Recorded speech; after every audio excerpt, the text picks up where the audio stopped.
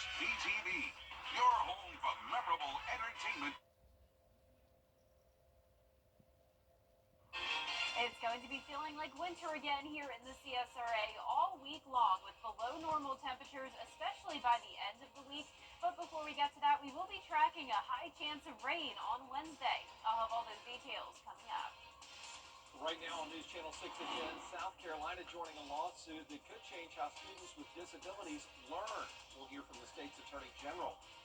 Also ahead, how the Augusta Symphony is using music to help you deal with stress. The story as your news at 10 starts now.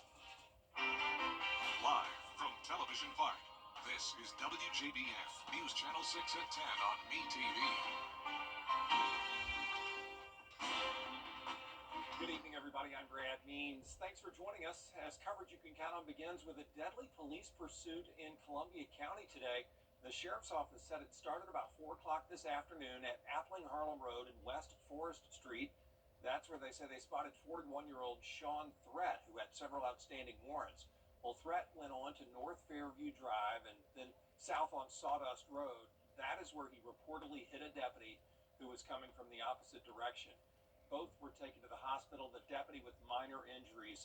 Threat later died from his. Another push to get fentanyl off the streets in Georgia, where the Georgia Council for Recovery says the number one cause of death for 18 to 45-year-olds is fentanyl poisoning or overdose. That group says the state budget needs to focus on getting money to address this. That includes cash for addiction recovery programs. Recently, the state's gang prosecution unit teamed up with Richmond County investigators. They seized 15 pounds of fentanyl, enough to kill more than 3 million people. You know, I want to see drug dealers that know that there's fentanyl in, laced in marijuana or cocaine or heroin or whatever it may be. If they know that it's in there, I want them prosecuted for homicide if somebody ends up dying. Carr says he has been able to secure more than $1 billion for state and local governments to expand treatment, prevention, and recovery services. South Carolina now one of 17 states involved. As of today, South Carolina is still named on that lawsuit. Wilson says the 17 states, including Georgia, are in communication, though, to terminate the complaint because of President Trump's executive. Time now for a first check of our weather. Jenna standing by with a busy work week weather-wise coming up. Yeah, it's already really cold out there, Brad. I had to bring back my heaviest winter coat, and I recommend you do the same and stick it with you the rest of the week, and even bring out the umbrella and rain gear because we're going to have the cold temperatures combined with the rain this week. And right now on our Terry Lambert Hyundai Skyview cam, it is nice and dry, though, so looking good over there in Aiken. No rain today, according to our almanac, and our low of 34 was 4 degrees below our average of 38. And our high today only made it to 54, 10 degrees below average. So our temperatures are colder than they were this time yesterday, and that's because the winds are much lighter, and we also had that powerful cold front come through. That's what brought us the heavy rain and storms briefly on Sunday morning. And right now those temperatures are just a hair above freezing. We're at 35 in Augusta, 36 in McCormick, 39 in Millen and Louisville. Gibson, you're at 37. Wrightsville, the only place at 40 degrees now, and the dew points are very low in the 20s and 30s, so we have high pressure overhead, and because of that, the winds are nice and calm, only up to around 4 miles per hour at the highest. There's the high pressure. We have very dry weather all across the southeast. More clouds out to the west of us, though, so cloud cover will take over again by tomorrow night, but tomorrow morning starting out mostly clear with temperatures down to the upper 20s in some spots, and as we look ahead, you can see those temperatures are not warming up. In fact, highs are dropping all the way down to the 40s on Wednesday and Thursday with that rain very likely on Wednesday. I'll have a look at your futurecast for that coming up, but back to you, Brad. Jenna, thanks. Columbia County now, where leaders and tree companies working hard to get rid of the debris from the hurricane. They're focusing on the older areas that got hit hardest. They assure everybody that all homes are going to be a part of a second round of pickup. So a lot of folks feel like they weren't served. It wasn't that. It was these trucks were moving as quickly as they could to get as much debris up as fast as we could to really make that first big lift and get the bulk of the debris off of the right-of-way. Now that we've done that, we're driving back. We're working with the contractor in a methodical way to drop back and make what we're calling a final pass or clean sweep of every road countywide. So. And this week, crews are going to take photos of the remaining debris piles so they'll know where to send the trucks. Augusta leaders want action when it comes to part of the damage from Hurricane Helene. You can still project to connect Augusta. A A big project to connect Augusta and North Augusta is on hold again. The 13th Street Bridge, first approved for replacement back in 2022, but the Georgia Transportation Department says it needs to push it back again. It's been put on hold the last 3 years because of rising costs of materials and construction at Riverside Village. Speaking of rising costs, the total for the project has gone up 15% during those 3 years, and the price tag's now at $65 million. You see the property back there. Some of that stuff is relatively new. It's causing its challenges for us. It's trying to make sure we can replace and build a new bridge while keeping the road open to traffic, while also inconveniencing the folks who live nearby as little as possible. It's tricky, and we have to take a little extra time to figure out how we can do all that.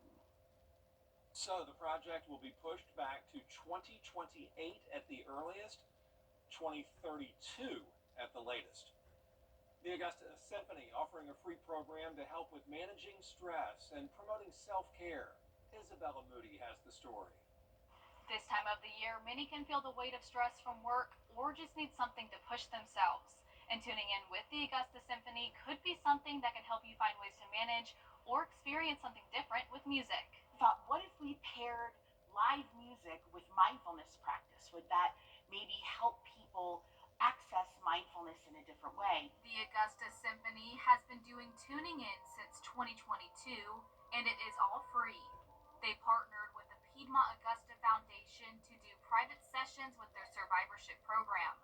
That includes oncology patients, providers, and families. They also partner with the Creel Harrison Foundation to have a session open to the public. We actually were able to do this in partnership with the National Endowment for the Arts and League of American Orchestras. It was a big incentive through COVID. It's a mindfulness program, and it's completely centered around letting people think those uncomfortable thoughts and go through tough times and better equip them with the tools they need for being able to get through those times. Tuning in is a 6-week program. They have 4 sessions a year. Organizers say they hope that participants are opened up to a new way to process life's difficult moments. Found out when we first did this program that when folks came in with pain levels of like 7, 8, or 9, that by the end of the session, they were reporting stress and pain much lower by about 40%. I always get the sense that music can be sort of a shared communal experience, and a shared, almost healing experience in some ways. If you would like to sign up for the program, you can find that on WJBF.com. In Augusta, Isabella Moody, WJBF News Channel 6. And tonight it's going to be freezing, but that really cold air settles in after our rain chance on Wednesday. I'll have your full Viper 6 forecast after this break. News Fork.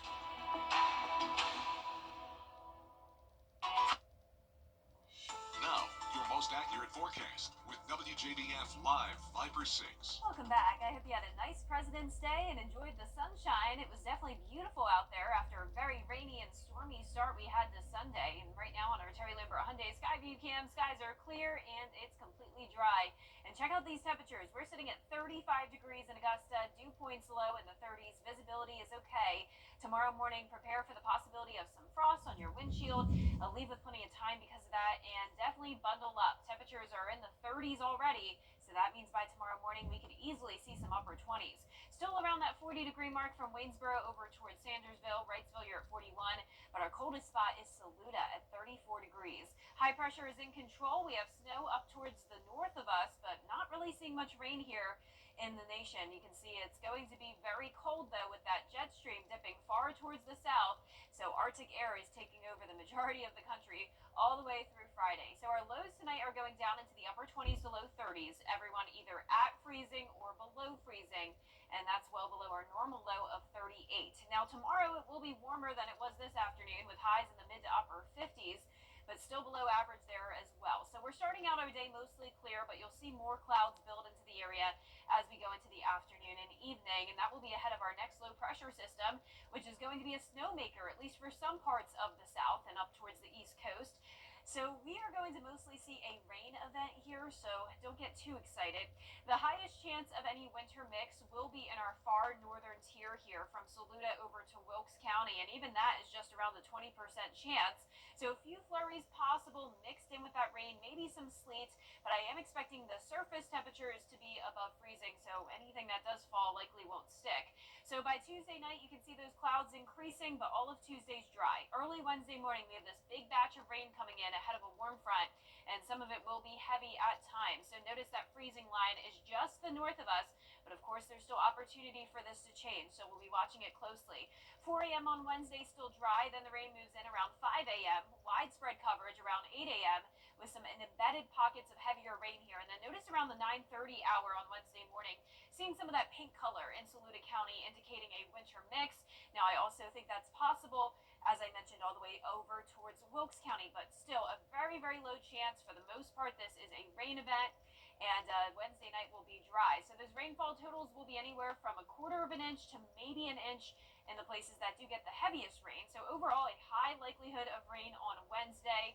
Quickly back to sunshine on Thursday as temperatures get really chilly. Highs in the 40s, lows going down to the low 20s on Friday morning. And then over the weekend, we're going to be dry, and next week we'll get close to 70 degrees again. All right, look forward to that, Jenna. Thank you. Sad news across the South, where at least 10 people are dead after a weekend of strong storms. In West Virginia, they're working with businesses, churches, and local organizations to support flood relief efforts. Alabama, an EF1 tornado touched down and destroyed mobile homes there. And intense flooding in Kentucky left flooded streets and stranded vehicles. This is one of the most serious weather events we've dealt with in at least a decade. We are still in the search and rescue phase of this emergency. Out of the 10 victims in Kentucky, a mother and her 7-year-old child killed when floodwaters swept their car away. Still ahead, U.S. lawmakers in Israel. Coming up, basketball highlights for you on this Monday night as the number 1 seed North Augusta kicks off state tournament play against Colleton County.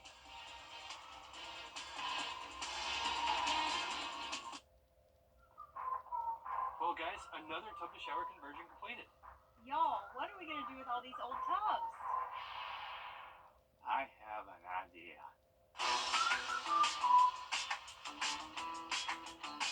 Join the Bathfitter family today with 0% interest financing for 24 months. How many more tubmobiles does Dad can have us build? Call Bathfitter today for your free in-home estimate. After careful review of .com.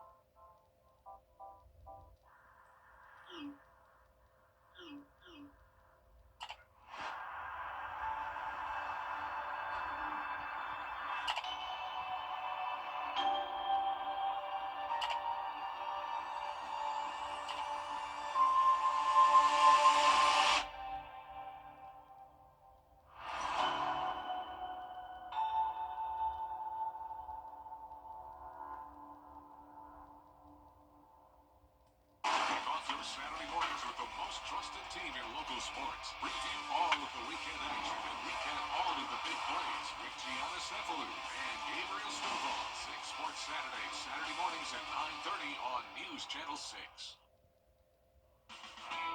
Now, WJBF sports coverage you can count on.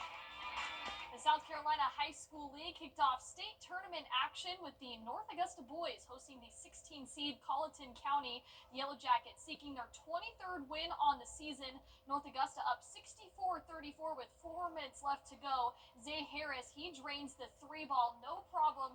Then it's Ty Basket with the dish to Tertius Durham, who sinks the jumper over his defender. They cruise to a 72-35 victory. Moving on to the second round of the state tournament, they'll play the winner of South Florence and Hilton Head on Thursday. A little nervous early, being the first playoff game, but I thought the second quarter we really settled in. We pushed the ball really well in the second, third quarter, and was able to really extend the lead. Night in and night out, we hang our hat on playing great defense. Sometimes we settle for too many threes, and it gets us in a little bit of trouble. We don't take advantage of down low, but we hang our hat on playing great defense. Tonight we were able to switch our defenses from full court to half court throughout the game, and I think we did a good job doing that. And over to college hoops, the Augusta men's and women's basketball teams hosting Lander. Moan Florence led the Jags with 17 points in their 70-58 win. The women improved to 9-5 in Peach Belt Conference play. And over to the men, the Jags look to stay just a game out of first place. Late in the opening half, it's TJ Baker going the distance, plus the foul, the old-fashioned three-point play, and Dimitri Garner making his bid for Conference Player of the Year. Pretty move here as he gets the lay-in. A tight game down the stretch. The Jags hang on for the 76-73 win. And college baseball season is here, and the South Carolina Gamecocks coming off a weekend sweep against Sacred Heart, all while honoring former head coach and athletic director Ray Tanner. The South Carolina pitching staff shined in their opening series as they combined for 45 strikeouts and just 4 walks over the weekend. They held Sacred Heart to just 9 hits in 3 games. Now looking ahead to their next opponent, they're 27-7 all-time against Winthrop, and while the pitching staff dominated, they're seeking some more offensive production. As we go through the season, we'll need to hit better than this on Tuesday night if we want to have a chance to beat Winthrop. We had a lot of pitches to hit, and we took a lot of strikes, and I wasn't really overly happy with the way we swung the bat today, quite frankly. I'd much rather see us hit than draw free passes. I think the game's more fun to watch, and it's more fun to play when you're hitting the ball and running the bases. First pitch versus Winthrop is Tuesday at 4 o'clock. And speaking of baseball, Evans and Augusta Christian squared off at SRP Park in the high school showcase. The event partners with TaxSlayer to showcase high school talent from across the region. Monday night's game, just one of 6 games at SRP Park. The next game is Wednesday, February 19th, when Lakeside takes on Grovetown at 6 p.m. That's it for sports. We'll be right back.